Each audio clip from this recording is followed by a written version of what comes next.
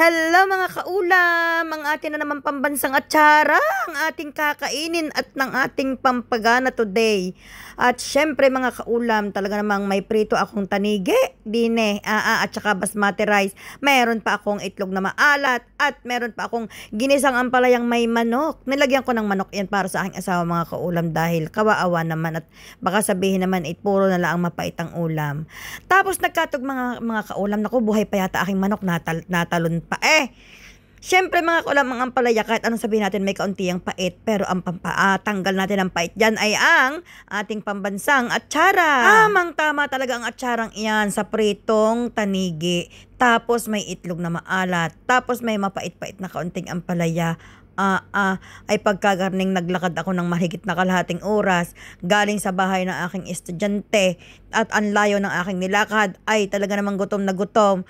Tapos kanina sa school hindi ko nakain aking baon mga kaulam dahil sobrang dami namin ginagawa at kami mag-e-exam na ang mga bata, magkakaroon pa ang mga teacher ng observation. Digay kami para na namang mga turumpong paikot-ikot na hindi maintindihan. Kaya hindi ako nakakain kanina. Ay isipin ninyo kung anong oras na yan ngayon, mag-aalas 5 na, ngayon lang ako kakain. Ay masisisigan ninyo ako kung lagi na lang ang mual. Ay kung hindi nga makakain sa trabaho ng maayos. Ako na may nakapagkape ng kauntit, may biskwit na 2. Diin nga lamang. Tapos ibinigyan ako ng aking co-teacher ng kalahating ng kaputol na empanada. Ay diin lamang aking kinain. Ay makakasapat gayon sa sobrang pagod. Nag-tutor ka pa, naglakad ka pa ng kainaman layo. Ngayon nyo sabihin na bakit ako'y laging mual. Ay siya. Ay huwag dumami ang kain. Pag hindi tinalo ka ng pagod. Kita ka ninyo't laylay ng kalahati na aking damit sa hindi na maintindihan kung paano pa kakain at kailangan bago mag-alas 6 tapos na ako at hindi nakakain beyond Pagkatapos ng alas 6 dapat hindi na ako kakain at mahirap talaga.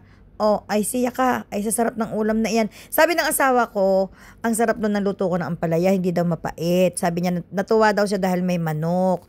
Dahil nga naman, syempre kung puro ampalaya, medyo mararamdaman niya yung ampalaya, yung lasa ng ampalaya. At least daw kahit papaano nakatulong daw ang manok. Dahil nung araw, hindi siya nga ng ampalaya.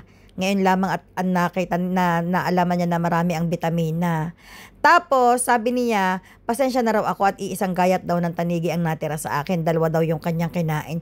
Sabi ko, walang problema, lahat naman niya para sa iyo. Ba't mo pa ako tinirhan? May manok na nga at saka may itlog naman akong maalat. Tapos, may natira pang ampalaya sa ref. Sabi ko sa asawa ko, bukas naman ako'y matutulog ng ekstrang kalahating oras at ako hindi mo na magluluto. At meron pa namang ampalaya yun na lamang ang kanyang tatanghalianin bukas. At marami naman bahaw na kanin. Wala naman daw problema. Pag hindi ganito ang asawa ninyo, isauli na ninyo sa inyong mga bianan. Charot lang yun mga kaulam, charot lang. Siyempre, iba-iba naman ang ugali ng tao. Basta hanggat kayo nagkakasundo ng inyong asawa, ay go!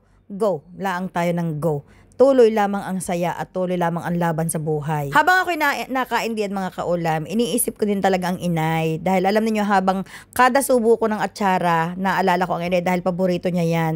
Kaya pinangako ko sa akin sarili na ang kalahati ng atsara ay dadalhin ko sa inay sa Sabado. Dahil yan ang kanyang best appetizer mga kaulam. Ang atsarang papaya. Bukod pa diyan ay talaga namang pagkasarap-sarap ng pagkakagawa ng atid na sa lahat ng taga-Buhay na Sapa, taga-Talahiban at taga-Balagbag San Juan, Batangas at taga-San Juan, taga-mismong bayan ng San Juan at kahit na taga-ibaba ng San Juan, mag-order lang ho kayo doon ng atsarang papaya sa atid na nakapatid ho ng Ate Lucy Mindanao. Hindi kayo magsisisi. Pangako ko yan sa inyo. Napakasarap. Yung timpla talaga niya na tamang-tama ang asim, tamang-tama lang ang tamis. Na kahit sa anong prito at adobo ninyo partner, ay inaku po, ay talaga namang kuporude. Anong sarap.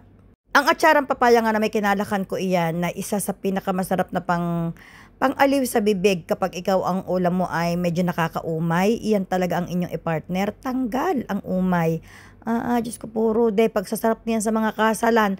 Nung ako'y bata pa mga kaulam, sa mga kasalan, parating may atsarang papaya at saka minatamis na sago. Noon sa amin sa lugar namin, pag ikaw ay kinasal at ikaw ay may minatamis na sago na may kaunting halong buko, ikaw nakakaluag-luag na sa buhay.